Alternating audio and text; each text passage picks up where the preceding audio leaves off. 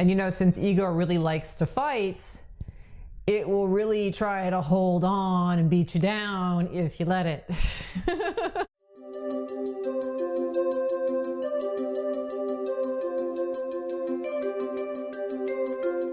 Hi, this is Andrea Schulman again, and in today's quick video, we're going to talk about letting go of ego. But first, if you're watching this video specifically on YouTube, please make sure to subscribe and turn on your notifications because I do put out new videos like this one every single week. All right, but let's go ahead and talk about letting go of ego, which is super important work for anybody.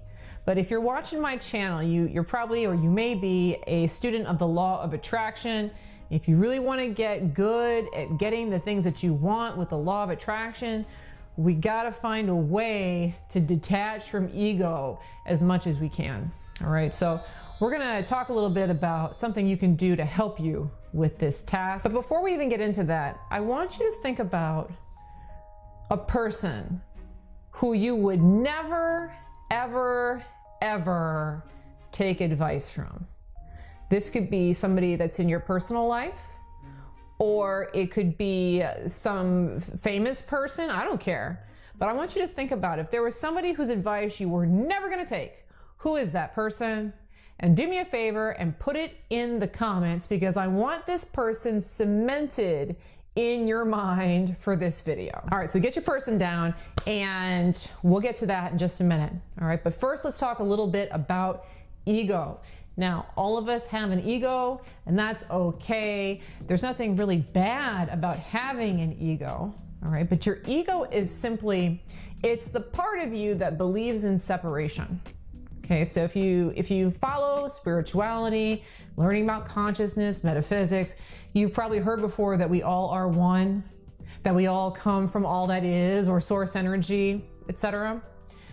Well, through the process of separation, consciousness separation, we're able to perceive ourselves as being separate people. We're able to forget that we're part of the whole thing. And so the part of us that separates, the part of us that really believes that we are separate from everything else, that's the ego. The ego is the part of you that feels separate from everybody else. It feels like it's you against everyone else. It's the part of you that really believes in duality, really believes that there is right and wrong, good and bad. It perceives differences. And that inherently isn't a bad thing. It isn't bad to be able to perceive differences. But what happens to a lot of people is they become trapped in their ego. They become trapped in ego thinking, black and white thinking. It's us versus them, good versus bad. It's a dog eat dog world. You gotta fight to survive. Because the ego really perceives only separation and believes only in separation. And so when somebody is really entrenched in their ego, they are not really understanding how to connect with the rest of the universe. They're feeling like they're on their own, they have to survive. And because of that, the ego really operates from a fear state. Okay, so when we talk about consciousness, unity consciousness, being in a state of unity consciousness, knowing that you are in the collective, knowing that you are everything and everything is you, has a vibration of love. People who are very connected feel loving. And you may even notice this within your own life, that when you're in a group of people and you feel very connected, maybe it's your family or a group of friends or classmates, people that you know very well, there's this sense of camaraderie. There's this sense of love and belonging, okay? That's the unity consciousness vibration. The separate ego experience is like there's a group over here and you're not a part of it, and you're sitting over here and you feel lonely and you feel scared or you feel angry. Okay, so whenever we feel separate, we're in our ego state and we're projecting fear. And why this ties into the law of attraction is, with the law of attraction, what you project, you receive. If you're projecting fear, if you're in your ego state and you're projecting fear, you are constantly attracting back to you a reality that reflects that fear state. And this is why we have people who feel like victims. They feel they've been victimized and they keep being victimized again and again and again. So like the girl who is always cheated on by boyfriend after boyfriend after boyfriend.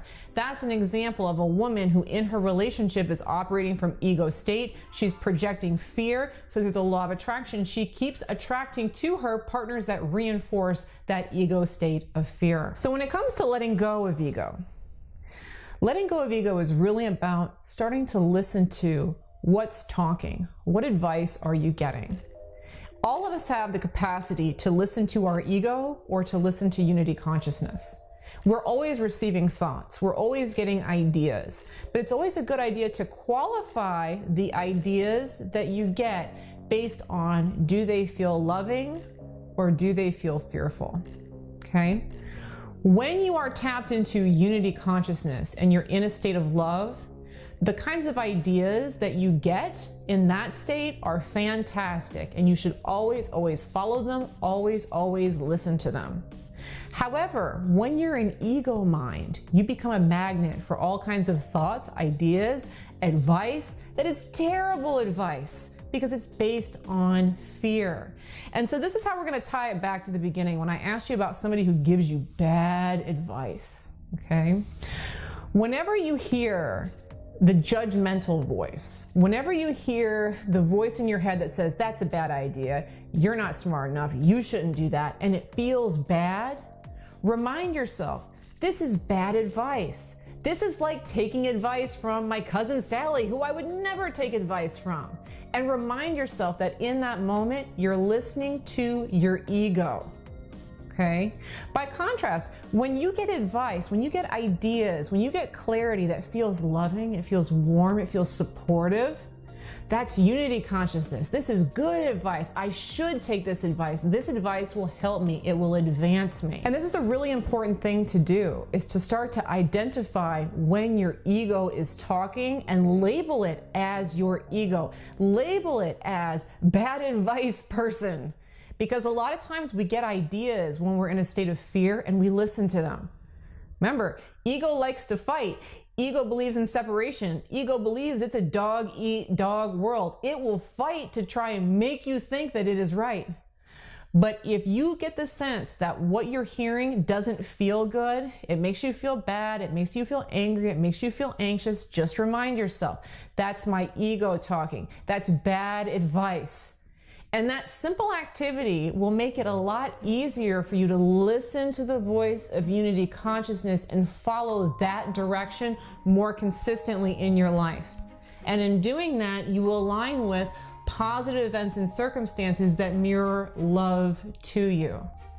And as you keep labeling the ego voice as what it is and reminding yourself that it's like cousin Sally who gives terrible advice, the easier it will be for you to turn away from that advice. So when you hear it tell you to do something that sounds fear-based, oh, well, you know what? That's just cousin Sally talking. I don't need to listen to that. All right.